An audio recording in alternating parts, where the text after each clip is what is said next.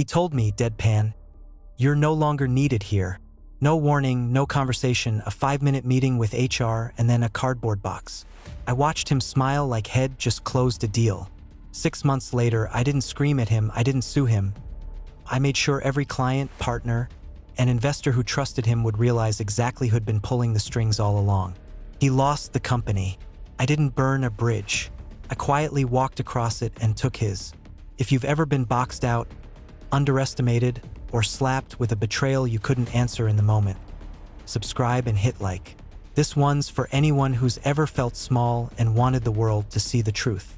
Stick with me. I joined the startup straight out of college. 40 people in a glass-walled office in Austin, pizza nights and ping pong, hoodies and hustle. We built automation software for logistics companies, routing, ETA prediction, warehouse optimization. I was a back-end developer, which sounds dull until you build the thing that actually moves the numbers. I wrote the models, trained the prediction engine, patched it into the client dashboards. If the product breathed, I wrote the lungs. Derek was the founder. Loud laugh, louder LinkedIn posts. He wore visionary like cologne. He loved being the idea guy in photos, standing in front of a whiteboard marker like a scepter. He was also the kind of leader who took credit immediately and apologized later, if at all. For a year, I kept my head down. I liked the work. We had a messy, brilliant product that actually cut costs for shippers. The AI I'd been building was the secret, a model that learned patterns from sparse data and predicted bottlenecks before they happened. It was rough but promising. I improved it on nights and weekends.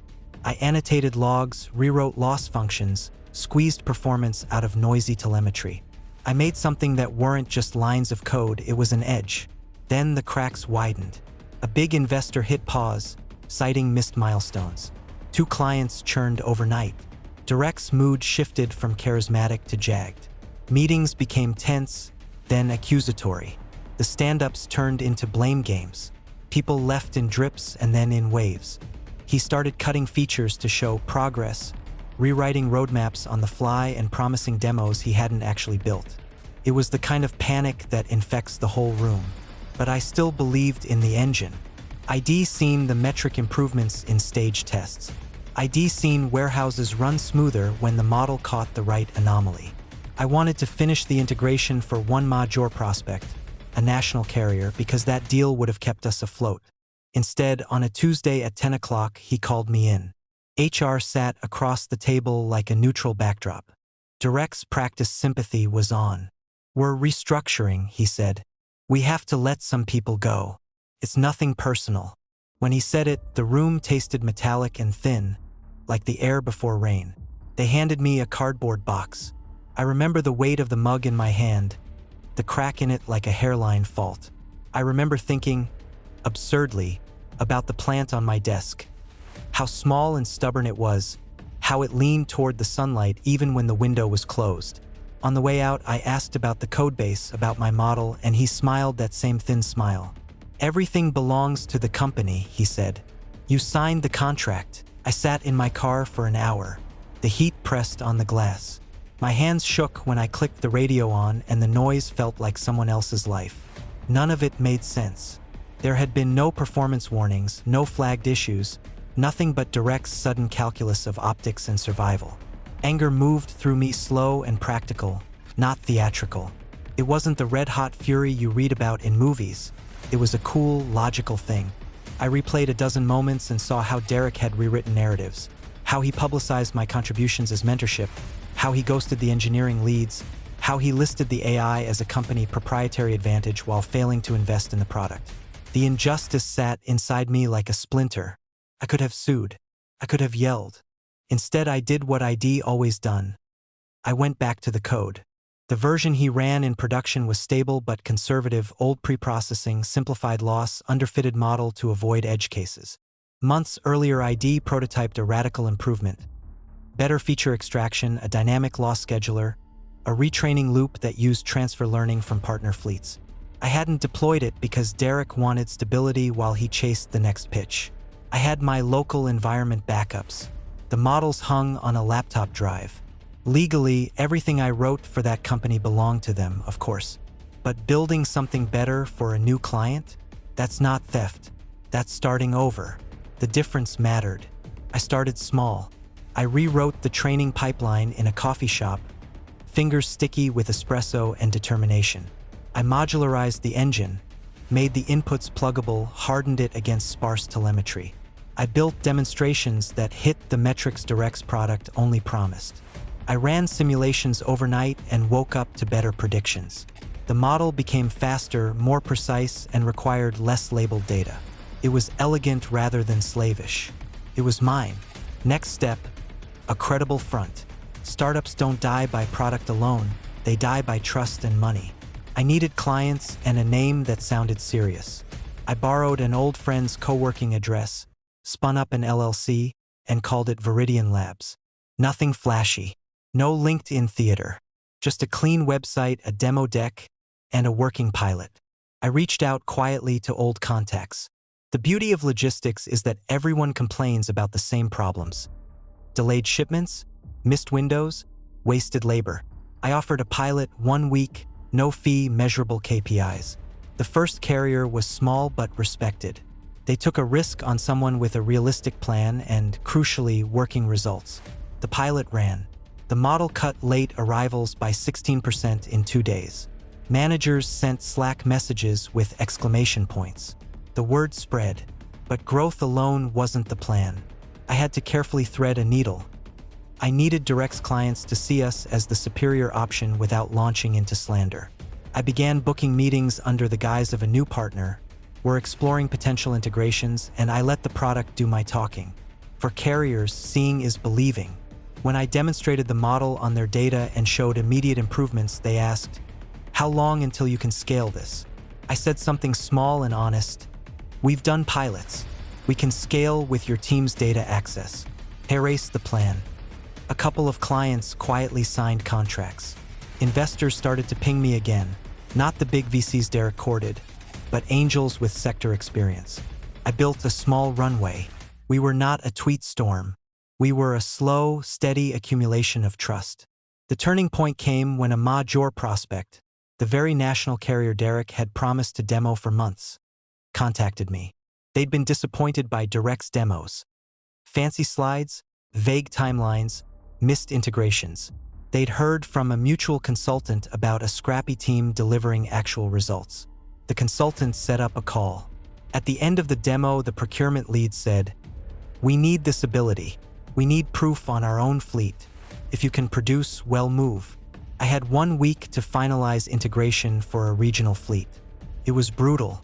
I mapped an unstable dataset to my input schema, tuned hyperparameters on the fly, and slept in a spare office chair more than once. The team, 2 contractors and a friend from college, worked in a rhythm I recognized. Quiet focus, tiny rituals, relentless tests. We hit the deadline. The fleet's KPIs improved. The procurement lead sent an email. "This is the best predictive model our team has seen. Please prepare a global rollout proposal." That email got forwarded.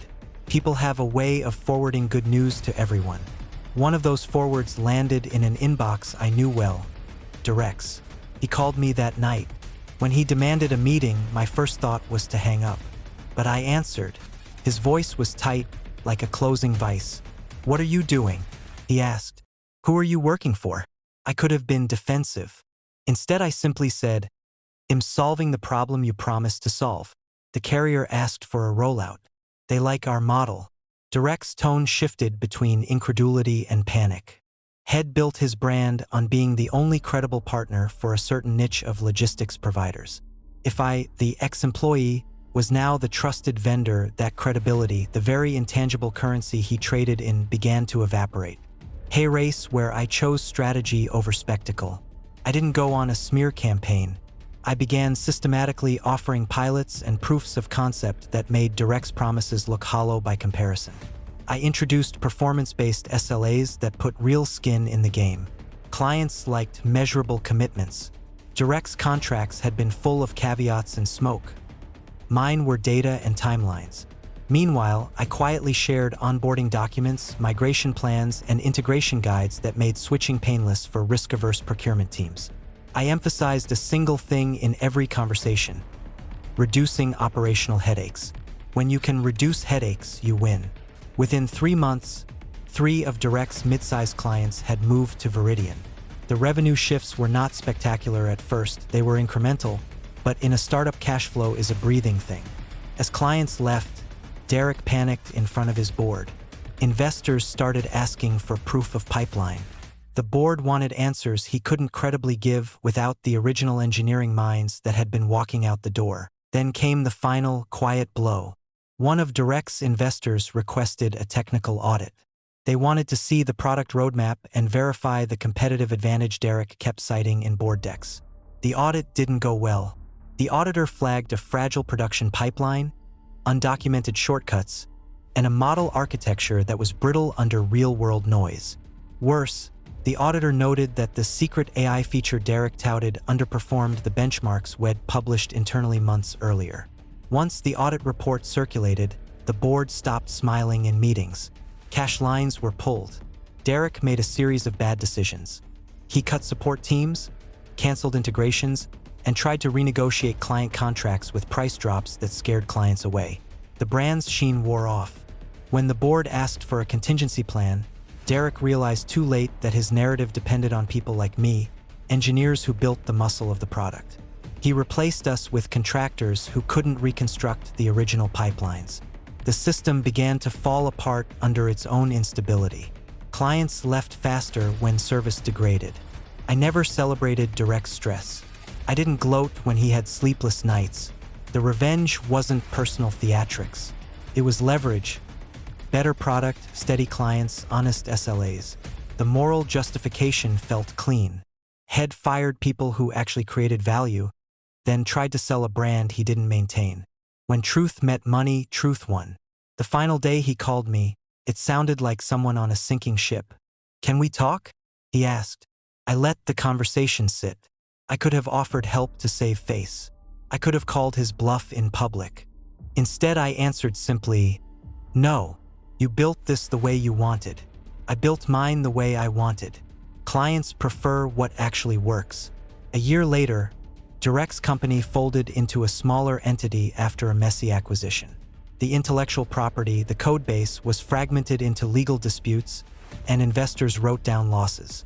Veridian, we expanded. We onboard teams, hired sustainably, and invested in documentation, monitoring, and people. We didn't crush anyone for sport. We built responsibly. The real victory wasn't the collapse. It was the reclamation. I woke up one morning without that cheap gym of humiliation in my chest. I felt lighter. I felt whole. When I walked past a startup office and saw a young engineer hunched over a laptop, I remembered the plant on my old desk. Small, stubborn, leaning toward the sunlight. Revenge doesn't need to be theatrical. Sometimes it's quiet and methodical. It's proving your worth by building something better rather than amplifying the cruelty done to you. The world is full of people who talk. The rare ones build. I aim to be the latter.